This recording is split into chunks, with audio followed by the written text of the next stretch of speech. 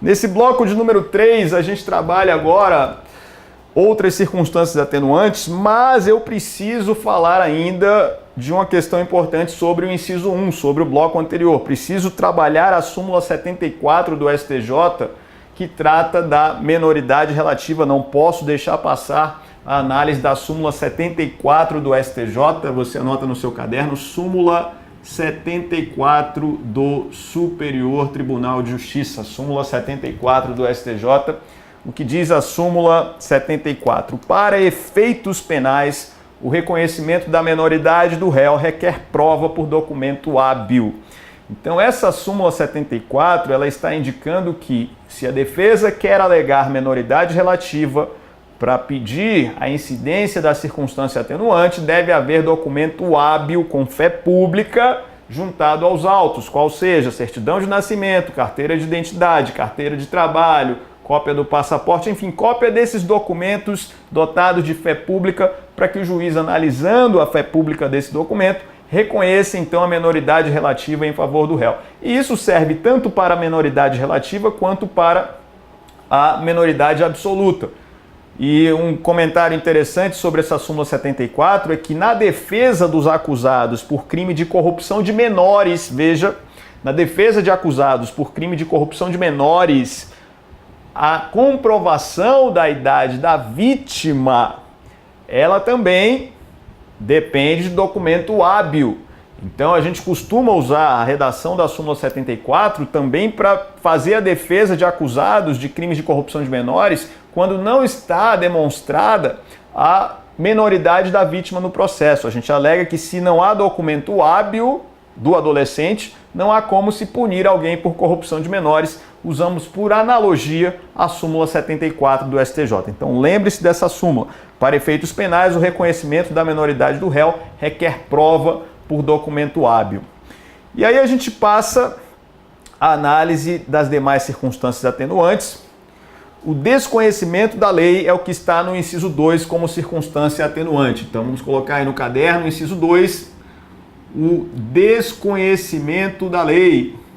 O desconhecimento da lei é circunstância atenuante, ou seja, aquele que desconhece que a conduta é criminosa ou que constitui contravenção penal, esse indivíduo tem a sua pena atenuada. Mas veja, desconhecimento da lei é diferente de erro de proibição.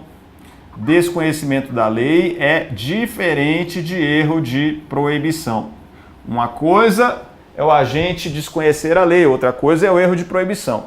No erro de proibição, que já estudamos quando vimos o tema culpabilidade, no erro de proibição, o agente desconhece completamente a norma proibitiva porque não teve a oportunidade de saber dessa proibição. Ele viveu num ambiente em que não lhe era permitido que tivesse essa potencial consciência da ilicitude. Ele não sabe que existe a proibição por fatores culturais, pelo seu histórico de vida, como, por exemplo, o exemplo que eu dei do Cachimbo da Paz, da música do Cachimbo da Paz do Gabriel Pensador. Aquela situação em que o índio era culturalmente condicionado a não compreender, não entender o caráter proibitivo da norma que vedava o Cachimbo da Paz. Então é um exemplo que a gente tem de erro de proibição, jamais confundir erro de proibição com desconhecimento da lei. No desconhecimento da lei, embora o agente não saiba que a conduta constitui infração penal, embora ele tenha esse desconhecimento de eventual sanção penal pela conduta praticada, o agente sabe que a conduta é minimamente imoral. Ele sabe da reprovação moral da conduta praticada. E aí, o professor Rogério Sanches dá um ótimo exemplo no seu manual, artigo 35 da Lei 5.771. Essa lei regula algumas violações a símbolos nacionais, dentre os quais o hino nacional. Então, o artigo 35 da lei prevê como contravenção penal achincalhar a letra do hino nacional. Então, a execução pública do hino nacional, o sujeito está lá trocando a letra para fazer graça para os outros. Isso corresponde a uma contravenção penal. Pode ser que esse indivíduo não saiba que existe sanção penal, e a sanção penal é multa, segundo a lei. Pode ser que esse indivíduo não saiba que essa sanção penal existe. Porém, ele sabe que é uma conduta minimamente imoral achincalhar a letra do hino nacional. Essa reprovabilidade, ela é de consciência do agente. Portanto, ele será enquadrado no desconhecimento da lei, ou seja, responde pela infração penal, porém com a sua pena atenuada pelo desconhecimento que tem da lei. Então a gente tem aqui um dispositivo importante no artigo 65, inciso 2 do Código Penal. O inciso 3 vai trazer aqui várias circunstâncias atenuantes, várias, e a mais importante delas é a confissão espontânea, que a gente vai trabalhar de forma mais detida, mas esse inciso 3 vai trazer aqui algumas circunstâncias atenuantes com as quais iremos trabalhar.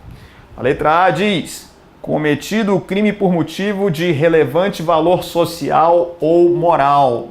Então, 3, a linha A, o motivo de relevante valor social ou moral.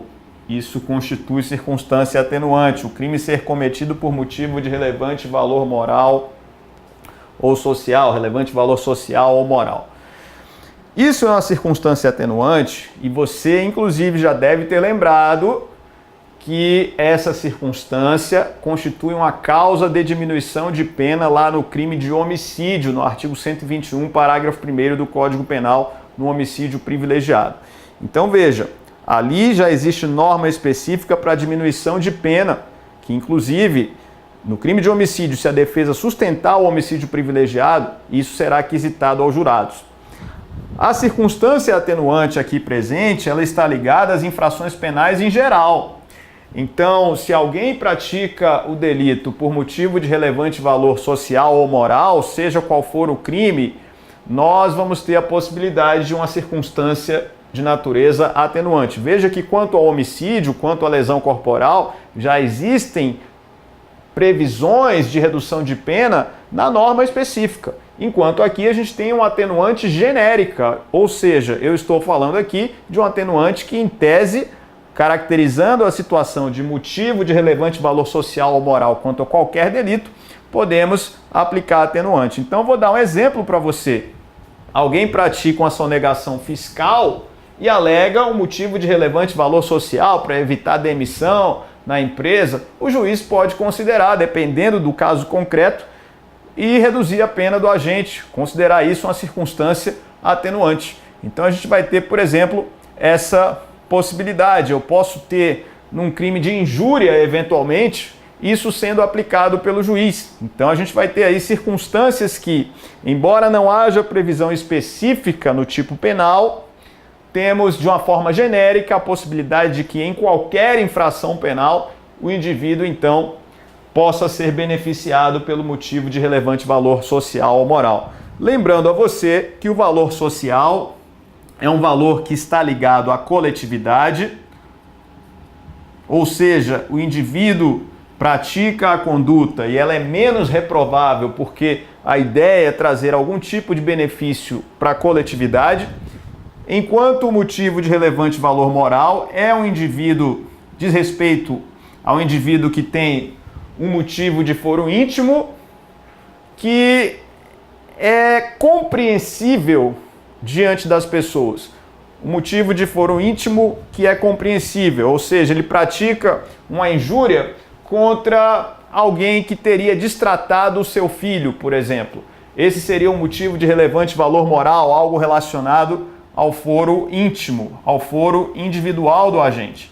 Então, imagine que ele pratica uma injúria contra alguém que teria destratado o seu filho. Se no caso concreto o juiz entender que houve um motivo de relevante valor moral, essa injúria pode ter aí a sua pena atenuada em virtude da conduta praticada pelo agente. Então essa é a letra A, que traz essa atenuante. A linha B vai trazer também um atenuante de vasta aplicação prática. Procurado por sua espontânea vontade e com eficiência logo após o crime, evitar-lhe ou minorar-lhe as consequências ou ter, antes do julgamento, reparado o dano. Então a gente tem aqui o seguinte, a linha B, então vamos colocar aqui, ó, a minoração das consequências do crime como uma circunstância atenuante. Minoração das consequências do crime. Então isso funciona como uma atenuante genérica. Veja que existem no Código Penal e também na legislação especial alguns atenuantes de diminuição de pena pelas consequências do crime que são específicas para determinados crimes. Então a gente vai ter aqui, além dessa atenuante genérica, que serve para qualquer infração penal em que o agente tenha atuado para diminuir as consequências do seu ato, a gente tem o artigo 16 do Código Penal, que trata do arrependimento posterior. Vimos isso já no nosso curso. A gente tem a súmula 554 do STF, que diz respeito ao pagamento de cheque sem fundo antes do recebimento da denúncia. A gente tem o artigo 312, parágrafo 3º do Código Penal, relativo ao peculato culposo. A gente tem o artigo 69 da Lei 11.941 de 2009, que diz respeito ao pagamento de tributo em crimes de sonegação fiscal.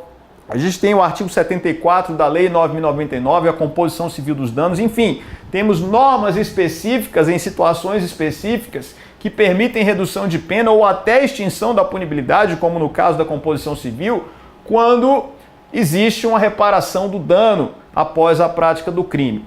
O fato é que nessas situações específicas vamos aplicar regras específicas.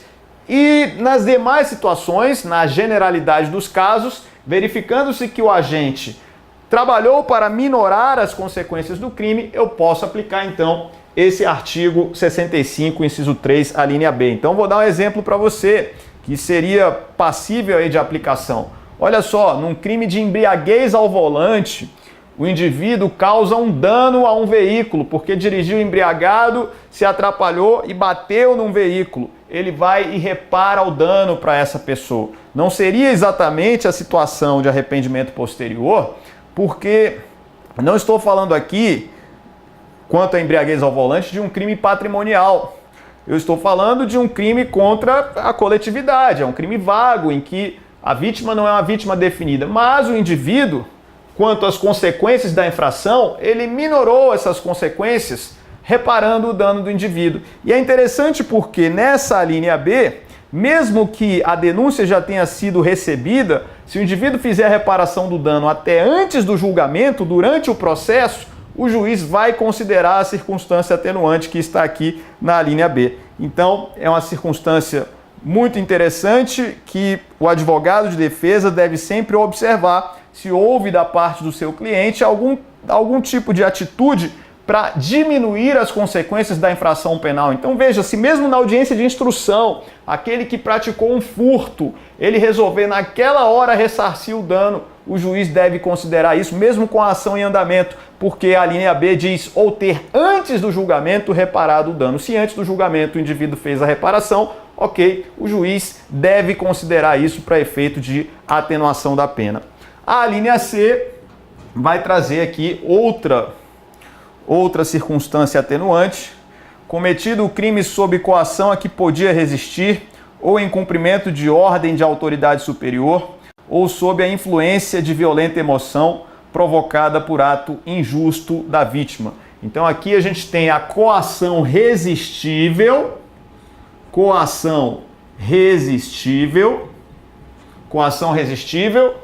A gente tem aqui também a obediência hierárquica, de ordem ilegal,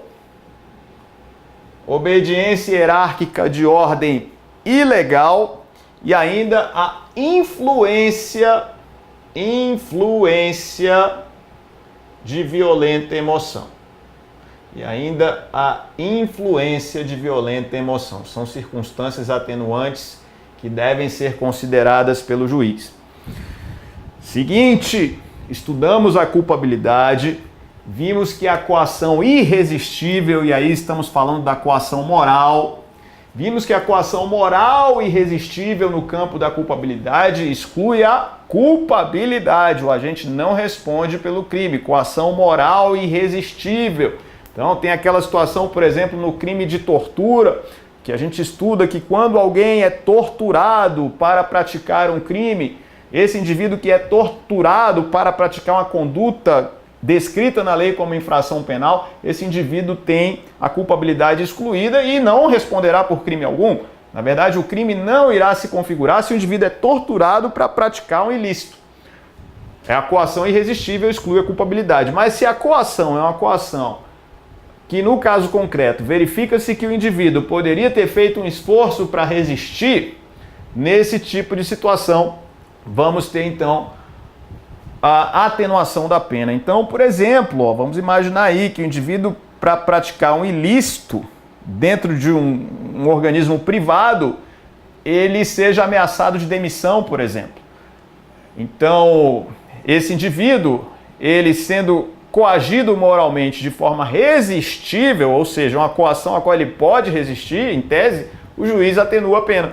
Na obediência hierárquica, e lembrando para você que falando em obediência hierárquica, estamos falando das relações de direito público necessariamente, aquele indivíduo que recebe uma ordem ilegal e cumpre, entendendo que essa ordem é ilegal, esse indivíduo responde pelo crime, mas tem a sua pena atenuada, porque a ordem foi emanada de autoridade superior. Diferentemente ocorre na obediência hierárquica, que a gente estuda no campo da culpabilidade, em que a ordem é não manifestamente ilegal. Tome cuidado.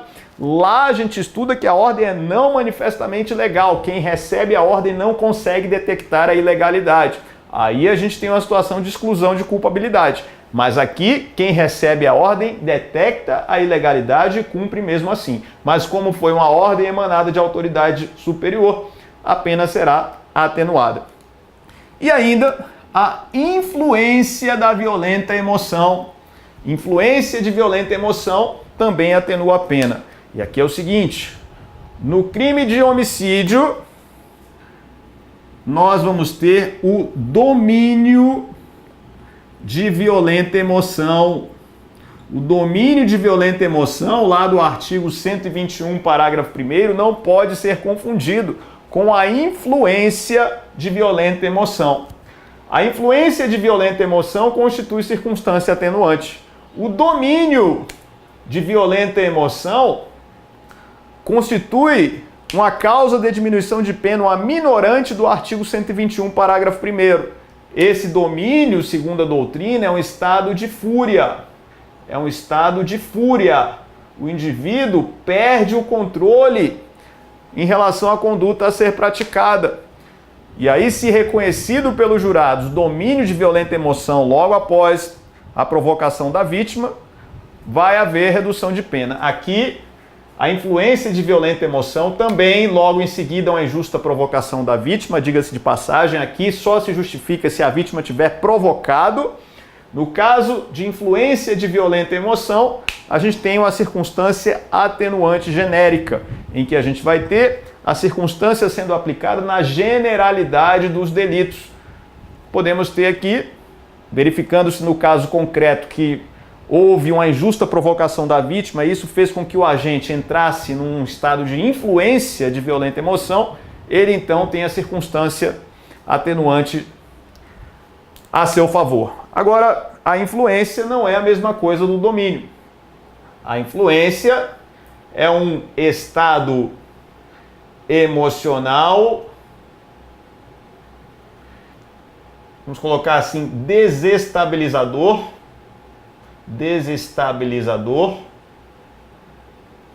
que não chega a ser um estado de fúria, que não chega a ser um estado de descontrole extremo.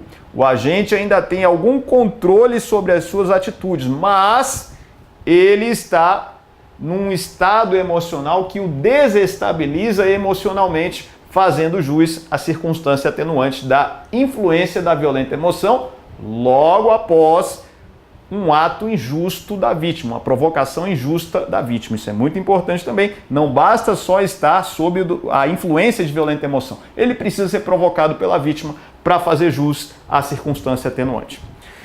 Então a gente viu até a linha C nesse bloco de número 3, e por que eu não vou falar agora da linha D? Porque a linha D, que é a confissão espontânea, vai ter que ter um bloco específico para ela. eu preciso falar de confissão de forma separada, porque a confissão gera questões importantes na jurisprudência do STJ e do STF. Questão da confissão qualificada, a questão da possibilidade de compensação entre a reincidência e a confissão espontânea. Eu preciso trabalhar com essa ideia também, e isso vai gerar uma discussão um pouco mais aprofundada. Vamos deixar a confissão espontânea para o bloco de número 4. Até lá!